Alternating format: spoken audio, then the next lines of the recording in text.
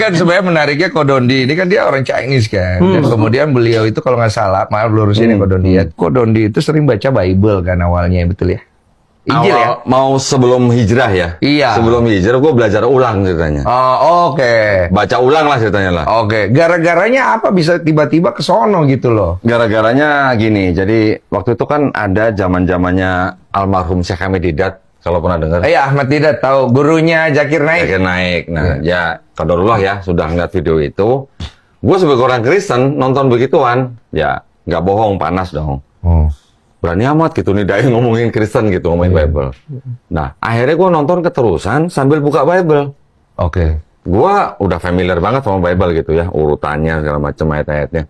Jadi begitu dia sebutin ayat, gue bukanya cepet gitu. Iya, sembari lihat. Jadi dulu gue catat di kayak kertas yang apa, yang bisa dilepas kuning. Oh, itu. yang kecil-kecil itu. Apa namanya kertas apa? Aduh, apa? Sticky note. Sticky note. Sticky note. Sticky note kok. Bukan post-it. Post-it. Nah, jadi meja kerja gue tuh penuh sama kertas post-it semua. Iya. Gara-gara itu gue nyatet semua, akhirnya gue bisa tahu bahwa oh ternyata di dalam Bible gue tuh ada kesalahan. Kesalahannya macam-macam. Ada kesalahan ilmiah, kesalahan kontradiksi, kesalahan ayat yang nggak otentik. Gue cari sendiri bukti-buktinya gitu. Online, offline, fisik, dapat ceritanya. Nah gara-gara dapat, akhirnya kan gue jadi, ya akhirnya gue bisa bilang, aduh ini kalau begini nih udah nggak bisa disebut kitab suci gitu. Nah akhirnya gue baru pelajarin yang lain gitu. Nah, terus nggak langsung dong dari Kristen langsung ke Islam, nggak dulu. Oh, belajar kerujukannya ke Islam langsung. Enggak, belajar yang lain dulu gitu. Yang lainnya maksudnya Ya kayak percayaan apa? lain maksudnya. Yahudi, Hindu, Buddha, Konghucu. Bokap gue juga dulu pernah Konghucu. Ya, tapi ketika ke Islam baru ngedalam. Karena pada waktu gue coba belajar agama-agama yang lain, belum begitu dalam, udah kepentok gitu. Kepentoknya apa biasanya? Nah, contohnya gini. Ini contoh misalnya gini. Kalau Kristen itu kan nama apa gelar daripada Yesus. Oke? Dari Kristus. Kristus adalah gelar dari Yesus.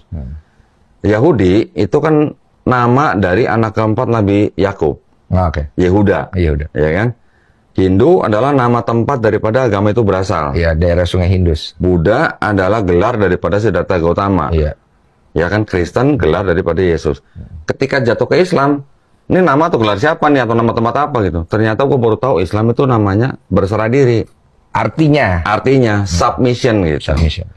Bisa submission, bisa apa namanya? Tunduk, selamat, patuh, taat, tunduk, damai. Iya.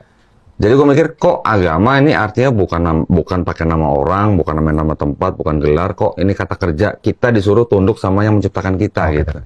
Ya dari situ barulah masuk lebih dalam. Terus kemudian akhirnya Kodondi itu katanya menemukan hal yang lebih logis di dalam agama Islam kan. Jadi gini, logisnya itu adalah gini. Di dalam Islam, khususnya di dalam Al-Quran, itu banyak sekali ayat-ayat yang nyentil atau ngomongin tentang sains. Ya, kalau orang yang nggak percaya Tuhan, biasanya juga percaya sains. Iya. Nanti ya bagian itu. Kamu percaya sains nggak? Saya sih percaya, saya masih percaya. Kenapa saya harus duduk di tengah gitu? Dari tadi mukanya masih bingung ya. Iya, saya Untuk keran.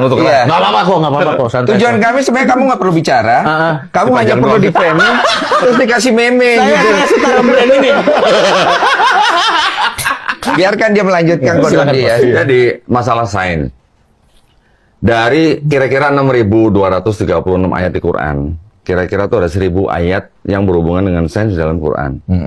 Dari 1.000 ayat itu kira-kira kurang lebih 80% itu sudah terbukti benar oleh sains zaman sekarang. Iya, oke. Jadi pada waktu saya mulai mempelajari Islam, ketika saya belajar, oh ternyata di dalam Quran ada ayat-ayat yang berhubungan dengan sains, yang ternyata baru dikonfirmasi baru mungkin 50 tahun yang lalu, mungkin 100 tahun yang lalu, mungkin 200 tahun yang lalu gitu. Nah di situ gue baru mikir gini, oh berarti Quran ini nggak mungkin karangan manusia. Iya. Oh itu saya baca. Karena pada saat itu ketika wahyu itu diturunkan, Nabi Muhammad SAW nggak pernah punya teleskop, nggak pernah punya peralatan nyelam, nggak pernah punya, belum ada pesawat terbang istilahnya, belum pernah ada peralatan mendaki gunung misalnya. Tapi dari hal-hal seperti itu kok bener gitu secara sains zaman sekarang gitu. Iya. Yang saya anggap logisnya di situ pertama. Yang kedua, di dalam ajaran Islam juga ajarannya tuh ajaran yang mungkin kelihatannya